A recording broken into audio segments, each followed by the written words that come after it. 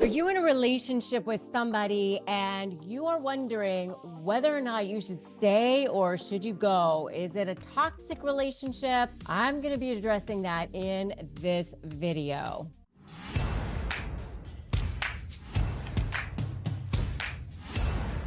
Hi, I'm Rebecca Zung, and I am a high conflict resolution attorney, and I am the author of Slay the Bully, How to Negotiate with a Narcissist and Win. I've also written a couple of other books, How to Negotiate Like You Matter, and also Breaking Free, a step-by-step divorce guide. And I help people just like you go from a life of drama, trauma, and chaos to step into that life that you want, how to step into a life of freedom, possibility, and purpose. And if you are brand new here, welcome, welcome, welcome. And I invite you to subscribe and hit that notification bell because I release brand new videos every single day so that you can take back your power. As an attorney, I had received the question many times, should I stay or should I go? And now I help people all over the world as a high conflict trainer. I certify people all over the world and I have programs and I've literally helped thousands and thousands of people. And I still have people many times who are asking, how do you know? How do you know when to end a relationship? And really, it's something that you have to answer in your gut. But I want to give you some guides. I want to give you some thoughts around it. Well, for one thing, I have often said many, many times that do you have the 3 A's present, the 3 A's of what I call the 3 deadly sins of a relationship, which are abuse, addiction, or adultery. And I've been saying that for so many years because those are the 3 things that really attack the integrity of the foundation, that integrity of trust. And that abuse side can be physical abuse, mental abuse,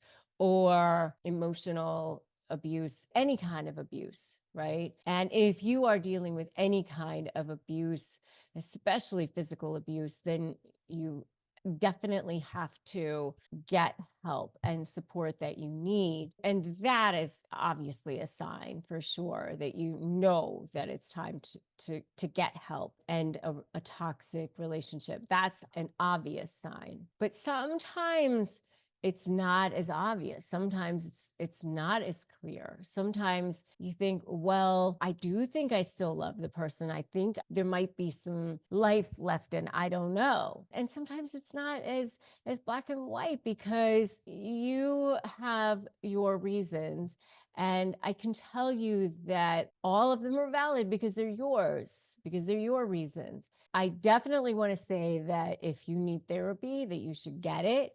And if you don't have access to a therapist, I do have a sponsor on this channel, which is BetterHelp. And you can go to betterhelp.com/Rebecca Zung to get access to that help. It's a sponsor for us, so we receive commissions on that. It doesn't cost you any extra. We just want you to have access to help and support that you need. I want you to think about some of the signs that you might be in a relationship with a narcissist. Some of the signs that you might be in a relationship with a person who is not probably going to change. And that is a person who is controlling, a person who's manipulative, a person who has a constant need for validation, who has no empathy, who is saying that they're going to change, but then doesn't, who is constantly repeating a pattern. You find yourself often being disappointed because they are making promises that they don't keep. And you're doubting yourself and you're doubting your reality and made to feel like you're going crazy. And you're waking up in the middle of the night and you're obsessing about things and you left feeling unsettled. And you know this person is actually not for you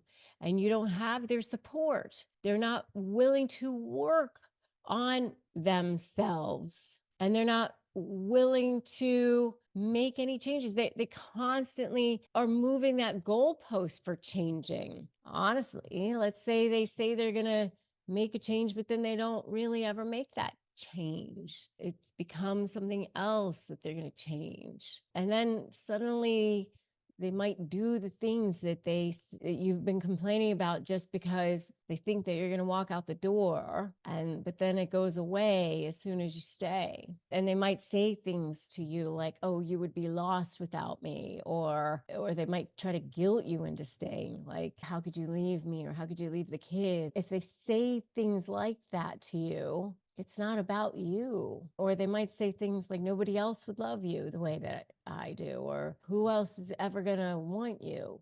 That's not love. If they try to guilt you into it, then that's not love either. So if you know in your gut, if you feel it in your gut, it probably isn't right. And if you find yourself on the internet researching narcissism because you're feeling like this person doesn't care about you because they don't take care of you when you're sick, or they don't care about the things that you care about, they're probably not for you.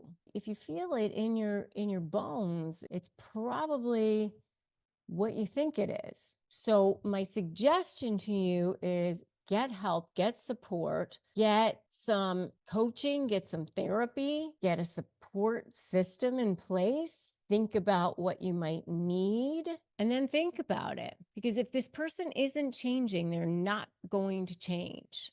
Narcissists don't change. And recognize it's not your fault. It has nothing to do with you. It has to do with them.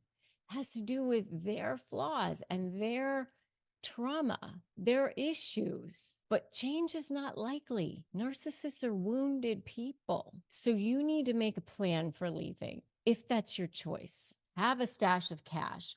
Have a plan for what's going to happen with the children or what's going to happen with the house. Those are things that I can help you with, right? So get your free Crush My Negotiation prep worksheet to get started, for one thing. That's free.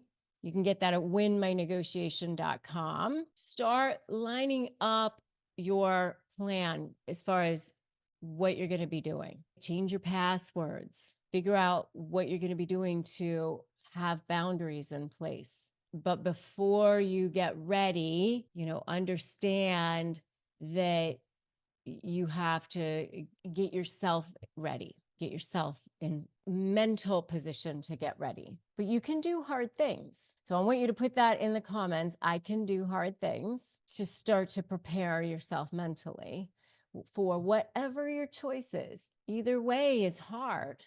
Staying is hard. If you choose to stay in a toxic relationship, it's hard too. If that's your choice, then know that that's your choice because you have good reasons for it. And don't feel guilty for that either. You are making your choices based on the information that you have when you have it. And don't feel guilty for it, because whatever your choices are, those are the best choices for you at the time. Choose it because you have to. And join my free private Facebook group, Narcissist Negotiators with Rebecca Zung, so that you have support. Make sure you like this video and make sure that you share it so that other people can have this information as well.